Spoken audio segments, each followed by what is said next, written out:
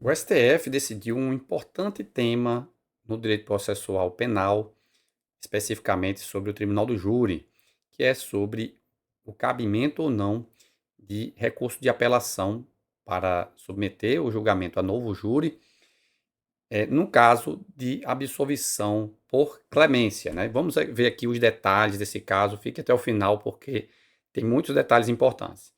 E temos aqui, primeiramente, a previsão constitucional da soberania dos veredictos, né? Então, a Constituição Federal reconhece a instituição do júri, que, na organização que lhe der a lei, assegurada a soberania dos veredictos. Então, significa que prevalece o decidido pelo corpo de jurados, né? Então, assim, então o juiz ou o tribunal não podem substituir a decisão dos jurados. Por isso mesmo que as hipóteses de cabimento de apelação nas decisões do Tribunal do Júri, elas são limitadas, né? O artigo 593, inciso 3 do CPP, diz que apenas cabe o recurso quando ocorrer nulidade posterior à denúncia, quando a sentença do juiz-presidente for contrária à lei ou à decisão dos jurados, quando houver erro ou injustiça no tocante à aplicação da pena ou da medida de segurança, ou quando a decisão dos jurados for manifestamente contrária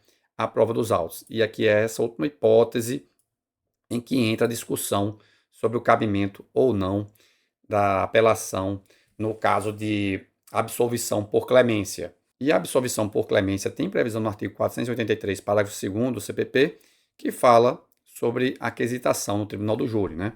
Então diz lá que os quesitos devem ser formulados na seguinte ordem, né? Primeiramente, sobre a materialidade, depois a autoria, depois se o acusado deve ser absolvido, depois sobre causas de diminuição da pena alegadas pela defesa, e por fim sobre qualificadores e causas de aumento de pena.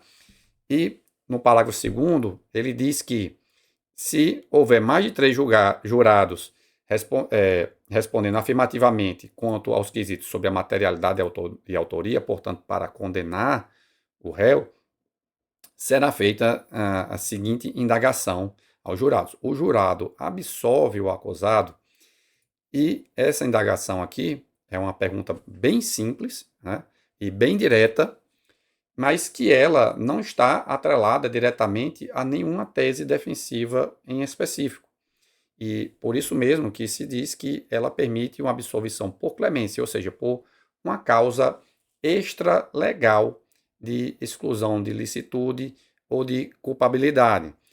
Tá certo? Então, a absolvição por clemência permitiria a absolvição do acusado, mesmo em hipóteses não previstas em lei, como legítima defesa e impossibilidade de conduta diversa. E no julgamento, inclusive, teve muita discussão sobre se de fato cabe ou não a absolvição por clemência, tá certo? Ou seja, se toda absolvição ela deve estar atrelada a uma causa legal de exclusão de ilicitude, culpabilidade, ou mesmo pela falta de autoria ou de materialidade do crime. Mas, no final, a gente vai ver que prevaleceu a tese no sentido de que vai caber a absolvição por clemência em algumas hipóteses. Então, passando aqui a análise das questões pelos ministros do STF, foi dito que tem que ser respeitada a soberania do júri, então as decisões dele têm que ser respeitadas, salvo flagrante contrariedade às provas, né?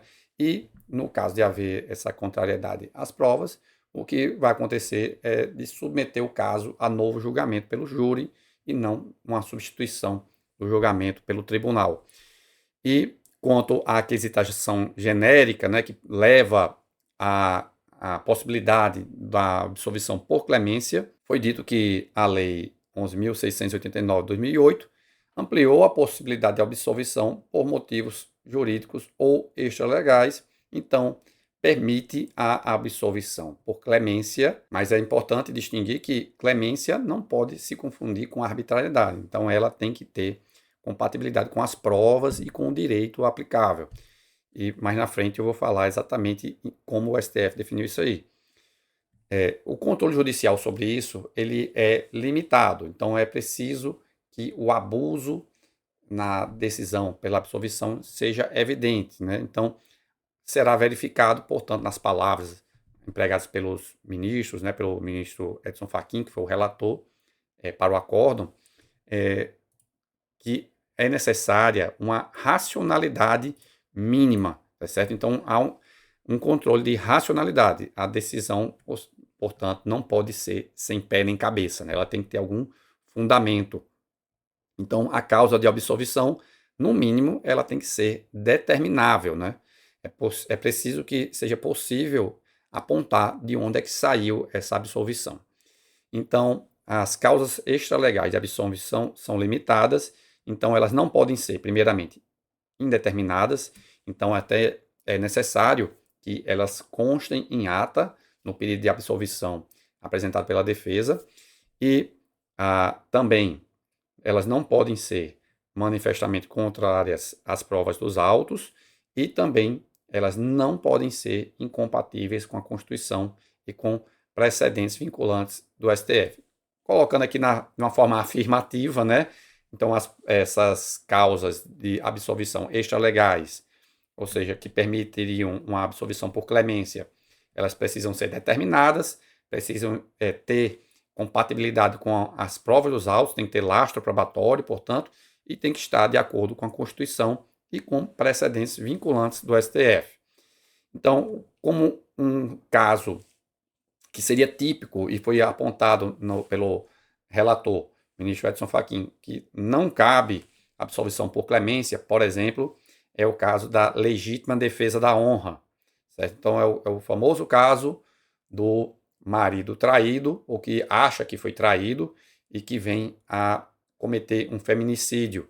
Nesse caso, o marido não pode alegar legítima defesa da honra, ou melhor, ele pode alegar, mas não pode ser absolvido com esse fundamento, tá certo?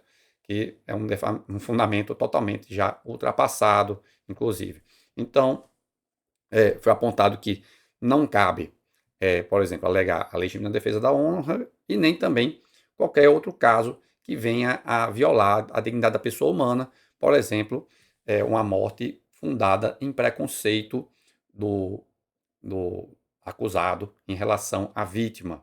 E alguns casos que tiveram menção como possibilidade de absolvição, teríamos aqui o do fato de consciência, que é aquela situação em que uma pessoa, por suas crenças, ela se vê impedida de agir conforme o direito, né? Então, seria o caso, por exemplo, de um médico que se recusa a fazer um aborto necessário.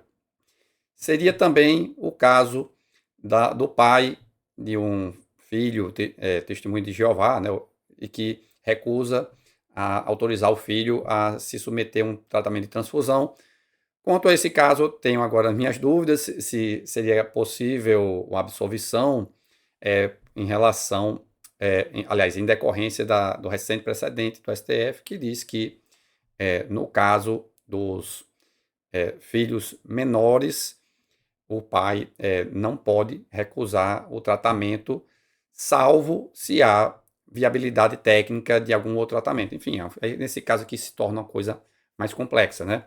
Temos ainda outros casos de possibilidade de absolvição, como os de provocação de legítima defesa e de conflito de interesses. De toda forma, essa lista aqui não é exaustiva, né? São apenas alguns exemplos. E, como a gente viu, é possível a absolvição por clemência em alguns casos, né?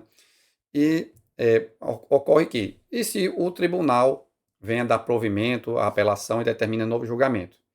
E o tribunal do júri vem a novamente absolver o acusado com base, inclusive, no mesmo fundamento.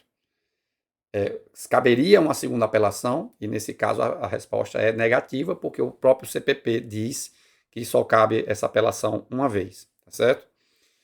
E, no caso, o STF, analisando o recurso extraordinário que foi interposto, determinou, portanto, o retorno dos autos à segunda instância para analisar o recurso de apelação, porque, no caso lá, se tratava de uma condenação em primeira instância, né, pelo tribunal do júri, de um réu confesso, e a defesa fez registro em ata do pedido de absolvição por clemência.